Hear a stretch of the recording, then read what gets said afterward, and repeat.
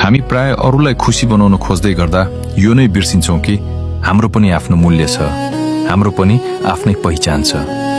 कुनै एक व्यक्तिको लागि हामी आफूलाई यति धेरै बदल्छौं, यति धेरै झुक्छौं कि जब त्यो व्यक्ति बदलिन्छ हामी आफैलाई चिन्नै गाह्रो हुन्छ।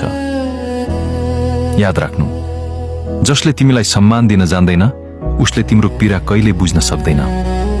कसैको पछि अन्धाधन्द दौडिँदै आफ्नो आत्मसम्मानलाई सस्तो नबनाऊ। दुःखहरू आउँछन्, मन पनि रुन्छ र आफन्तहरू टाढिएर पनि जान्छन्, तर यी सबै तपाईको जीवनको अन्तिम पाना होइनन्, बल्कि एउटा नयाँ सुरुवात हो। यदि तपाईले आफूलाई टुटेको र बेसहारा देखाउनु भयो भने मानिसहरू तपाईलाई कुल्चिएर अगाडि बढ्नेछन्। उठ्नुहोस्, आफ्ना आँसु पुछ्नुहोस् र आफूसँग यो कसम खानुहोस् कि आजदेखि तपाईको मुस्कानको साँचो कुनै अरूको मुठ्ठीमा हुने छैन। तपाई एक्लै पूरा हुनुहुन्छ, तपाई एक्लै अटल हुनुहुन्छ।